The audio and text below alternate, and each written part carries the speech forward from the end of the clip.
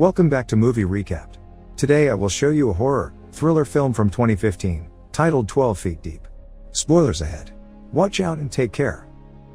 The movie begins at the Ketio public pool, where the manager McGrady is hanging signs around that mention they will be closed for the holiday weekend. Meanwhile, one of our protagonists, Bree, is taking a swim, only taking a break to monitor her blood glucose levels. She is also wearing a diamond ring, which she considers taking off before returning to the pool. Outside in the parking lot, her sister Jana is sitting in her car, unsure if going in or not. After some moments of consideration, she leaves her phone in the glove box and enters the building, approaching her sister after changing into her swimming suit. Bree is happy to see her because they haven't hanged out in a long time. Jana had been in rehab, but she's been clean for 3 months now. After some chatting, Jana joins Bree in the pool.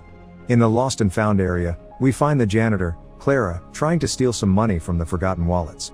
McGrady catches her on the act and mentions he regrets saying good things about her to her parole officer before firing her, but she must finish her shift to be able to leave. The sisters have a good afternoon swimming together until McGrady comes around to tell them to leave. Jana points out the pool is open until 7, so McGrady explains they are closing earlier for the holiday weekend and mentions that some people should learn how to read, to which Jana takes offense. The girls get out of the pool and start drying themselves up as Bree decides she wants to show Jana her ring, but she can't find it in her bag. Jana checks the water and finds the ring stuck in the metal grill on the bottom of the pool, so Bree jumps back in to retrieve it. No matter how hard she pulls, she is unable to free it from the grill, so Jana decides to jump in too to help her.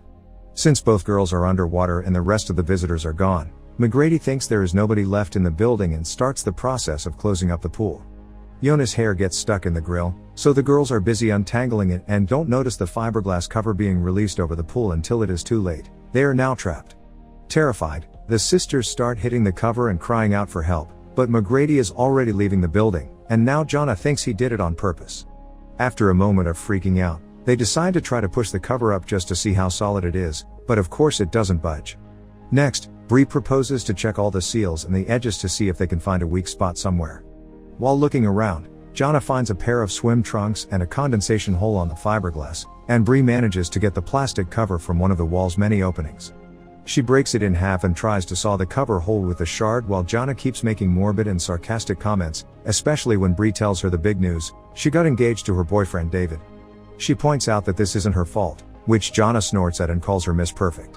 Jana reminds Bree she had a hard time in rehab and it only got worse when she came back and didn't find her sister at home. Bree apologizes and says she has her own life now. Jana feels she is rubbing it in. That makes Bree come to the conclusion that it was her sister that threw the ring in the water. Angry, she swims to the bottom of the pool and tries to free the ring from the grill again, and this time she succeeds. Bree resurfaces to find Jana sawing the cover hole with the shard and getting a cut on her hand. She tells her she thinks the grill could be heavy enough to break the fiberglass, but she isn't strong enough to pry it off, so she asks Jana for help. She doesn't accept because she thinks it is pointless. Suddenly they hear a little tune ringing. It is Bree's phone getting a call from David. This gives Bree hope he will notice she is gone soon, but Jana insists on having a negative attitude. After the call is sent to the answering machine, Bree dives back in and tries to pry the grill off to no avail. As night falls, Jana continues to look for a weak spot while Bree stands against a wall, looking unwell. After arguing over David, who is calling again, Jana notices her sister's state and asks her what is wrong. Bree confesses she has been diagnosed with diabetes 3 years ago and she needs her shot, which she left in her purse. If she doesn't take it soon, she may fall into a diabetic coma.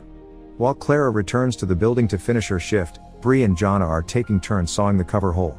Jana notices the burnt marks on Bree's arm and points out they never talked about it, but they should because her counselor in rehab advised her to.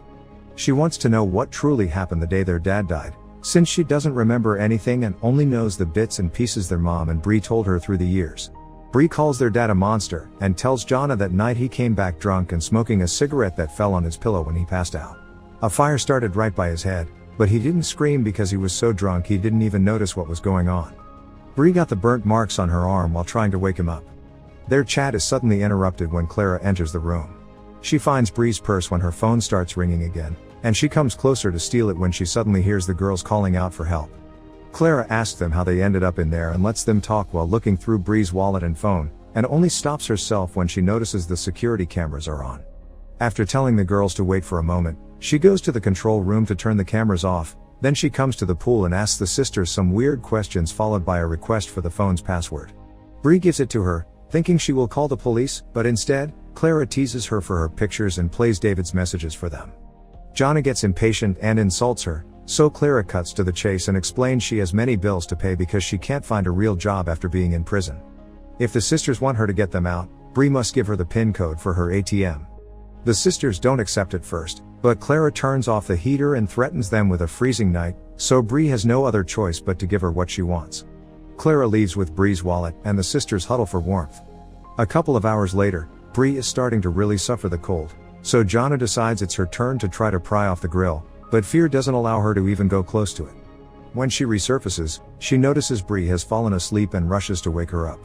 She confesses she didn't even try with the grill and calls herself useless, wishing she could be more like her sister. Bree assures her she already is, she just can't see it. Afterward, Jonna tries to saw the cover hole with the shard again, which Bree thinks is a waste of energy, but Jonna replies moving is the only thing she can do to stay warm. Bree pushes her to talk about her suicide attempt, and Jonna explains she feels like she has monsters inside, eating at her. Their dad had abused them, and his voice has never left Jonna's mind. Suddenly, an eye appearing on the cover hole startles the sisters. It's Clara, who complains about Bree only having $80 in her bank account. The sisters beg for her help and she gets angry, saying they aren't special because she has problems too. After telling them she is considering leaving them there to die, Clara leaves the room to gather her thoughts. Jonna then gets an idea and starts sharpening the plastic shard against the wall before calling for Clara.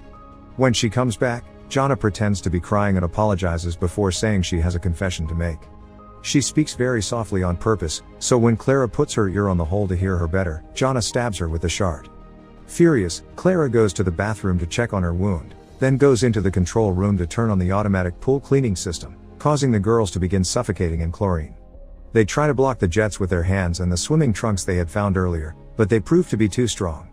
Bree loses consciousness for a few seconds and Jonna has to keep her from drowning as she swims to the hole and tells Clara she's killing them.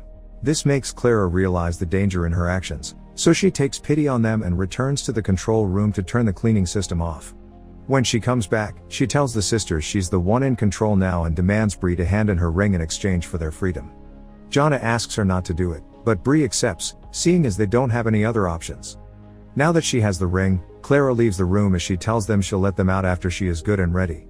Needing some time alone, Bree swims to the opposite side of the pool and falls asleep on the pool buoys.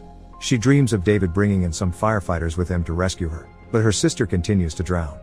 When she wakes up, she finds Jonna with a plastic shard against her neck, thinking of killing herself. Bree talks her out of it and promises her she'll be there for her when all this is over. Jonna apologizes and hugs her. Meanwhile, Clara stares at the ring and listens to David's messages, trying to make up her mind. When she goes back to the pool, Bree tells Jonna to follow her lead.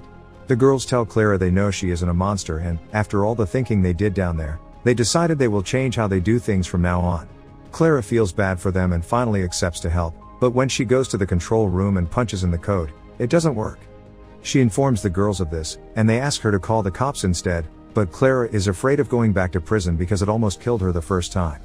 So after putting Bree's purse back on the benches, she leaves the building. A few more hours pass, and Bree is growing very weak. When Jonna comes to check on her, Bree has a confession to make. Because she saw what their dad did to Jonna when he used to go into her room, she decided she had to kill the monster. So the night of the fire, she didn't try to wake him up, she actually held him down so he could burn to ashes and get out of their lives. Jonna tells her it's her turn to carry her now, so after leaving Bree resting on the pool buoys, she dives in and tries to pry off the grill again. Her first 2 tries are unsuccessful, but she gets an idea for the third. She grabs the swimming trucks they had found earlier and wraps them around the grill's bars. Now she can pull with more ease. She has to try twice before it finally gives in. Jonna quickly grabs it and takes it to the surface, where she finds Bree unconscious. After reanimating her with mouth-to-mouth resuscitation, she uses the grill to hit the fiberglass cover and finally manages to break it. Both of the girls get some cuts on their bodies as Jonna drags Bree through the pointy hole. Her sister continues to be unconscious, so Jonna brings her purse over and looks for her insulin pen. She gives Bree her shot and, after some exasperating moments, she finally wakes up. Their happiness is short-lived, however, because Clara suddenly appears in front of them, pointing her gun with intention to kill because she's afraid the girls may tell on her.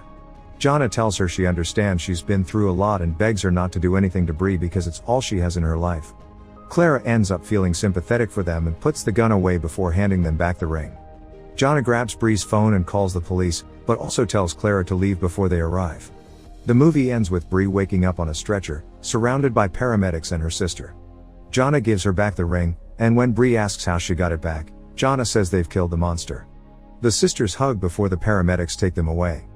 Make sure to subscribe and turn on notifications so you can watch more videos like this. Thanks for watching.